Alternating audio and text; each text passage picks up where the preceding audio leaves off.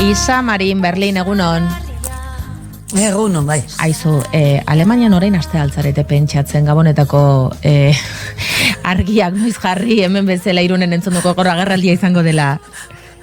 Bueno, egia esan hemen ere gauzak oso azkar joazela eta gutxinez izaten da Gabona bukatu eta aste santuko txokolatzezko arrautzak ja saltzen dira eta bueno, beti oso aurreratuta dago gauza, baina momentuz Gabonetaz ez dugu oraindik hitz egin. Italiara, Florentziara egin behar dugu, Gorka Ugalde, egunon. Egunon. Eta zuenean zer? Zuenean jartzen dira Gabonetako argi koloretsu horiek? Bai, noski, bereziki Roman oso koloretsuak dira, baina bai, oraindik oso goiz da Gabonetan pentsatzeko, oraindik oporretan gaude. Oraindik oporretan zaudete, bai, abuztuaren erdia, justu guzu pasa dugu, hori kontuan hartu behar dugu,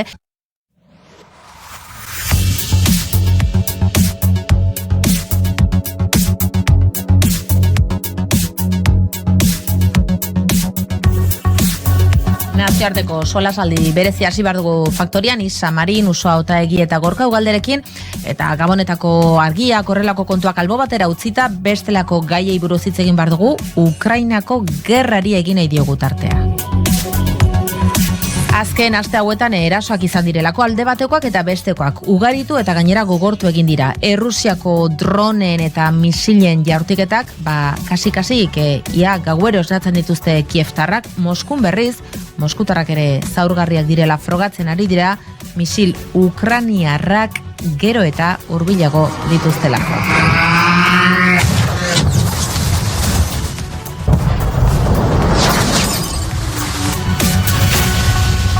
Hori da egoera, hori da azken orduetan gertatzen ari dena, ezakin nola ikusten duzuen Ukrainako gerra, amaitzetik urruti, gogortzen, galdera nagusienetako baita izan liteke Europa ekialdera zabaldu hotelitezken erasorie Gorka. Europak bete-betean sartzeko arriskua handia da?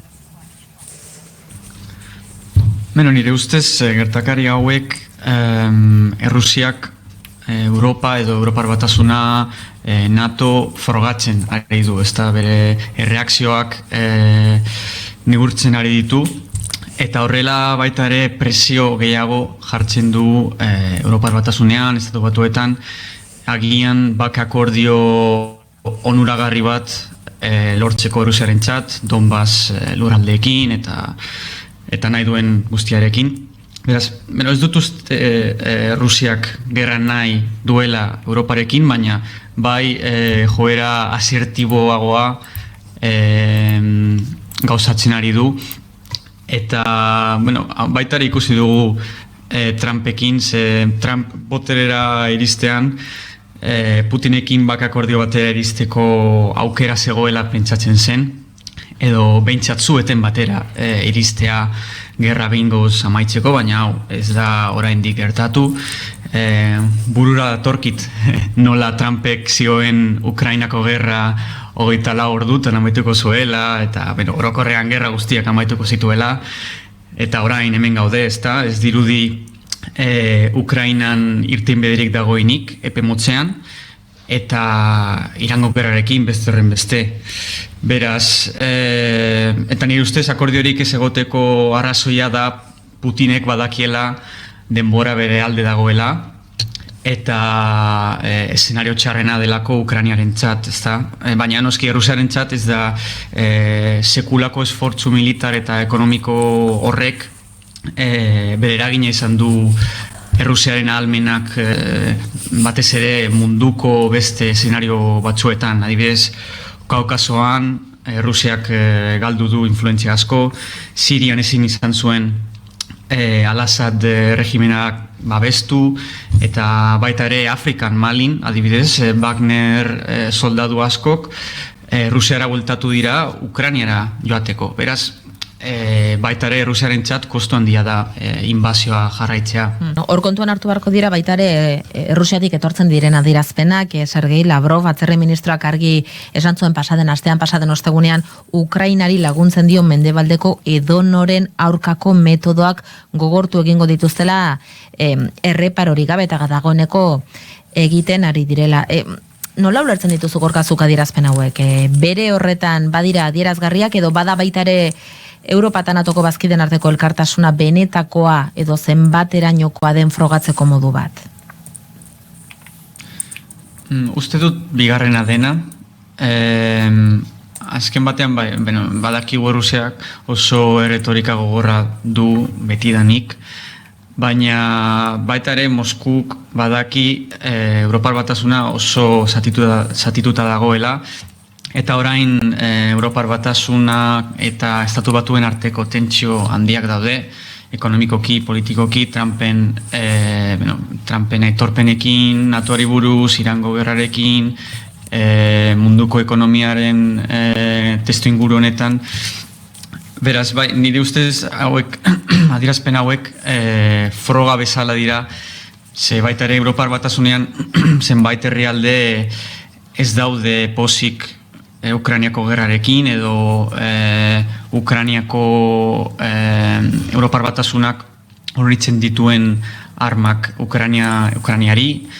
Beraz, baita ere zenbait presidente postura pro-errusiarrak dituzte. Beraz, nire ustez, adierazpen hauek Europa zatitzeko edo polarizatzeko dira helburu.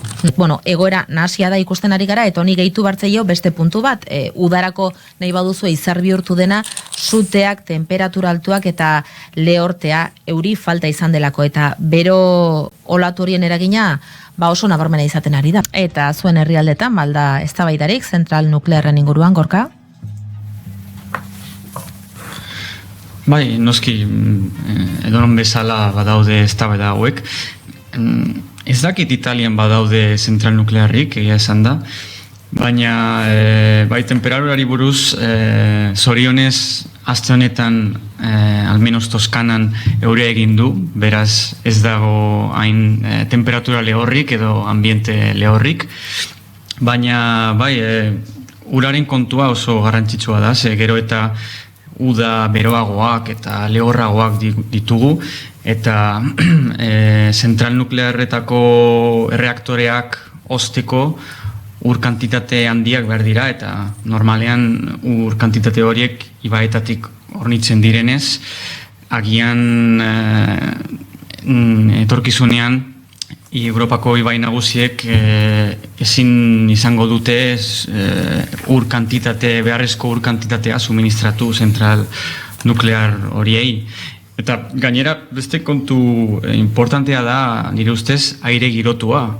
Ze orain Italiako goaldera joten bazara, adibidez, Siciliara, Calabriara, edo baita ere Greziarra edo Espainiako goaldera joten bazara, aire girotua normala da, normala dela ikusten da, ze beharrezkoa da, hor udak bizi irauteko, baina Europako erdialdean eta iparraldean aldiz, Euskal Herrian ere, aire girotua luzu bezala ikusten da, baina gero eta uda beroagoak dituguenez, segurazki, pizkanaka, baita Euskal Herrian eta Europako herrialde hotzetan, agian isa edo usoa aipatu aldutela, aire girotua beharrezko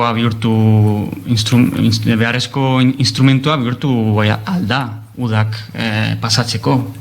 Bero aldia, lehorteak, sute handiak ere bai, lurralde eta herrialde askotan ikusten ari gara, klima aldaketa aipatzen ari dira eragile asko eta asko, ari dira neurriak hartzen sute handi horien aurka ikusten dituzuen nahikoa egiten ari direla, adibidez Italian, Gorka? Bai, noski zuteak borrokatzen ari dituzte, baina bereziki Sizilian, Calabrian, Puilan, Italako hegoaldean, baita ere erdialdean, baina Mediterranean zehar bezalako zuteak geroz eta indartsuagoak dira eta kontrolatzeko zailagoak. Baina bai, orain Italiako erdialdean zenbait ekaitzak etortzen ari dira, beraz, espero dugu zenbait laguntza emango badigute ekaitza horiek. Ea euriak lagunduko te duen. Izan Marin, Gorka Ugalde, Usoautaeki, eskarrik asko 60 eta datorren aster arte ondo pasastea. Mila esker. Eskarrik asko. Adio.